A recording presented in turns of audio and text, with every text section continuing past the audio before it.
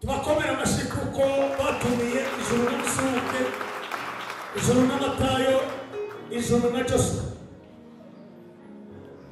Abantu bose ni beza. Munenere dushimira abantu badukurikiranye uri za online. Komera Imana mushimisha.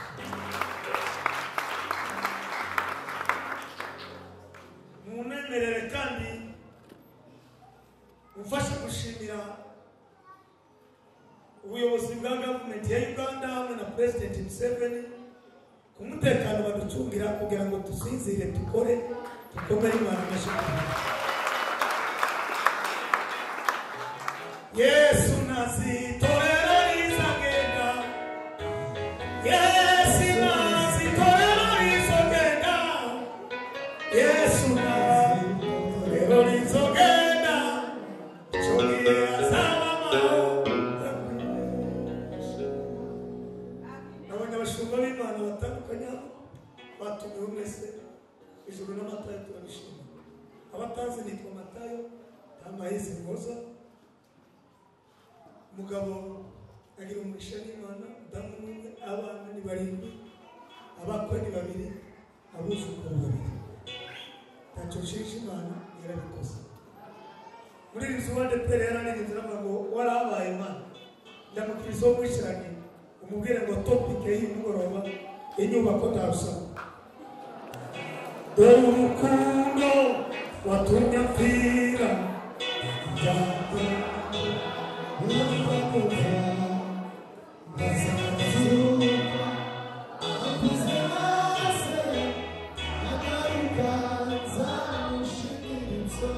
dusome ibitabo bitatu. Icya mbere ni Nehemiya igice cya 2:18 wonyine. Igitabo cya kabiri ni Ezra igice cya 2:7 wonyine. Hanyuma abandi ba mbere ibice 6:7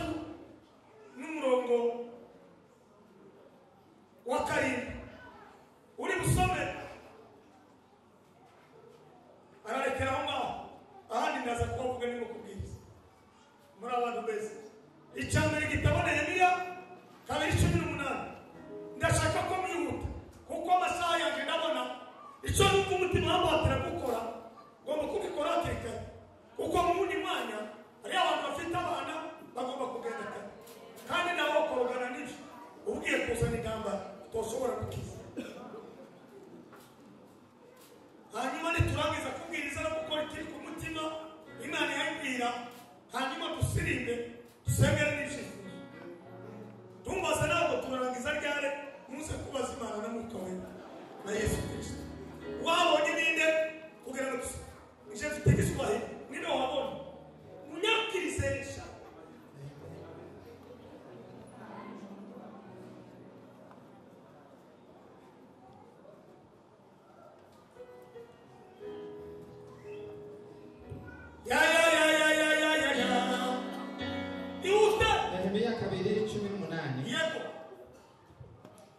Bibiri yavuze ngo babwira ukuboko kw'Imana yaje uburyo kwangiriye neza babwira n'amagambo umwami yambwiye aravuga ati nimuhaguruke twubake nuko biyungamo bagira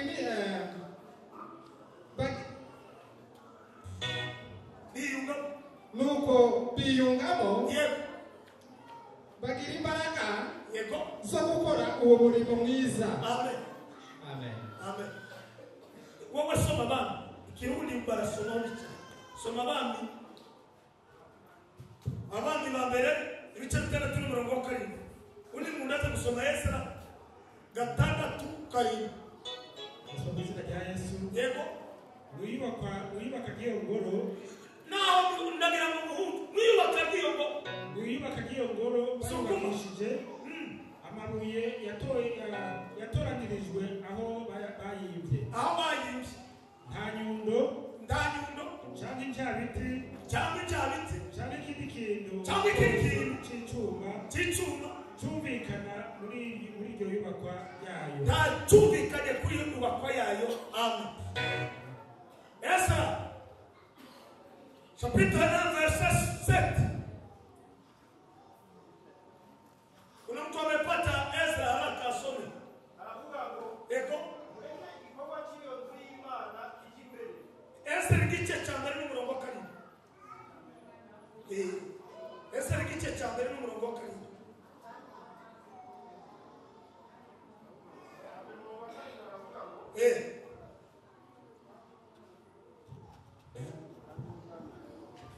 kandi n'umwami Kuro asohora ibintu hera kuri 6 baravuga ngo ababanyi babo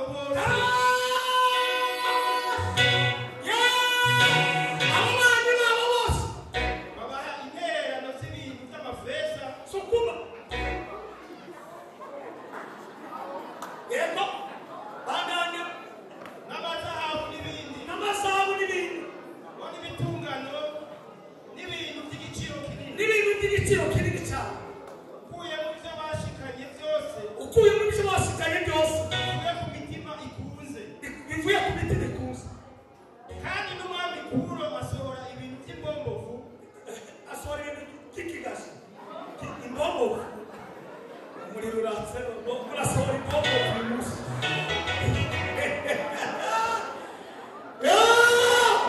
kandi n'umwami Kuro asohora n'ibintu by'imbombovu hatari bandani zakoreshwa mu ngoro y'Uhoraho ego ibyo Nebukadineza yari yaranyaze i Yerusalemu. rekera aho nyine komera ijambo ry'Imana.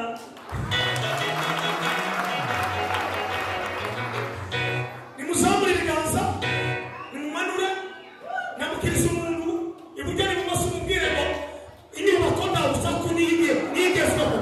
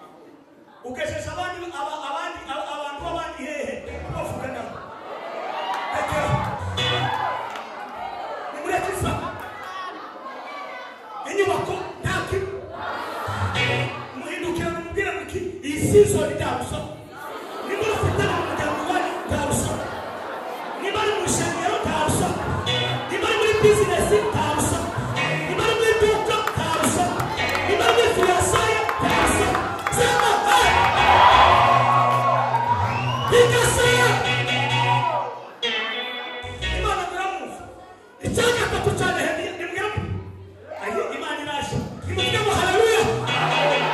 Ngo yamenye agaciro k'Imana ya Isirayeli. Ngo amenye n'agaciro k'igihugu cyawe. Umuntu utakunda igihugu wowe na Satani muri kimwe.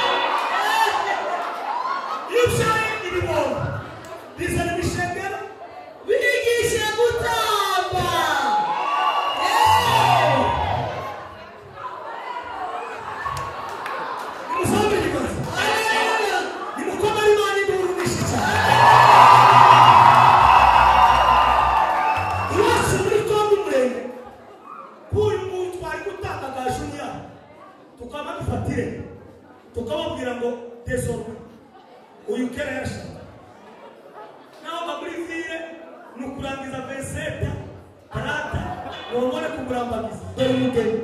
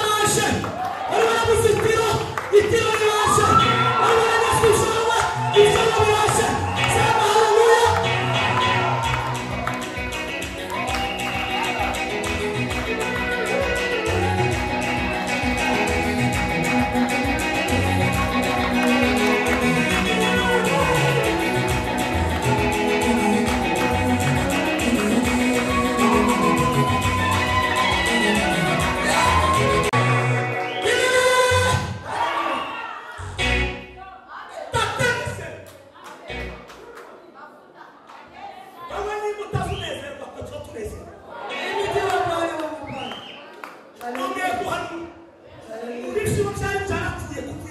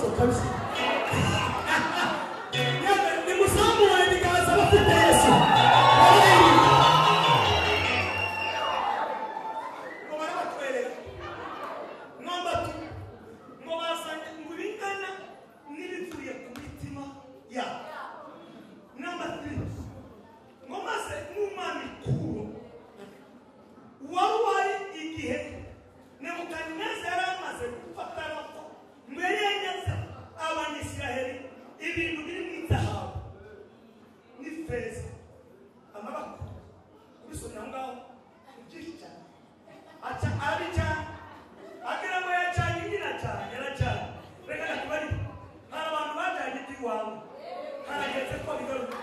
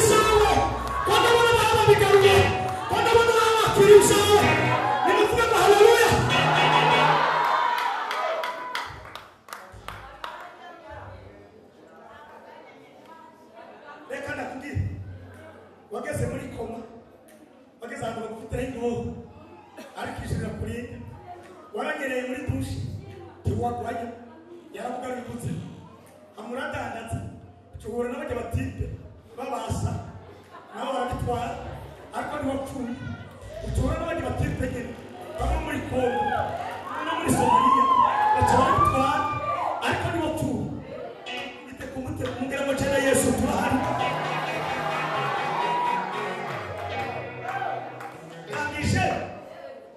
sonya amagambo twasomye tutayasubiramo umugabo witwa Salomo aho ngiye aje gukora ibyo byose nababwiye ejo Salomo aravuga ngo inshuti yitwa Hiramu biti no barubaka ngo yibagira ahantu hamwe namwe abantu b'inshuti z'irishengero twarubatse twari twayibagiwe ahantu hamwe none nimundebere hasi ndamukizonge cyane mubwire ngo hakerewe amakaro aho twibagiwe mukayatumye batayi kuza kubabwira ngo ni mugomba kugera gute kudutwereye sibyo ye no ibice birindwi abandi ba mbere bateye tugende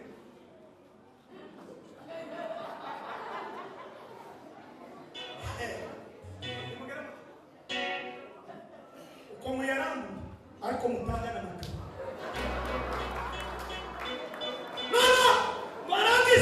Hiramu basanga ari inkingi zibiri kuri veteye inkingi zibiri zitwa Yakini na Bowazi bisobanura ngo zabikomeza kandi zabibamo arangije gukora ivyo bintu ngo aca aho yayibagiwe barahakora none abantu b'Imana nyumva ijoro yarabatuma abandi bagabo banyabwengera abandi bakinga uwobesha gusa aba yaragiye kwa Satani agakora sigati ariko ijoro n'amatayi na nyumva ijoro twabonye kuko ari mu baturanyi beza none twarabatumye none ntakindi cyatwe twatumye ni mundebere hasi n'umarubwira mugenzi wawe ngo tugiye gutanga amakara bajeti bashizeho yo kugira ngo ishenga ryose ni miliyoni 15 amafaranga ya Uganda none ejo twaratangiye uyu munsi wa none tugomba gukora finale cyangwa se ikindi uyu munsi ijambo ni mutaguzi bakore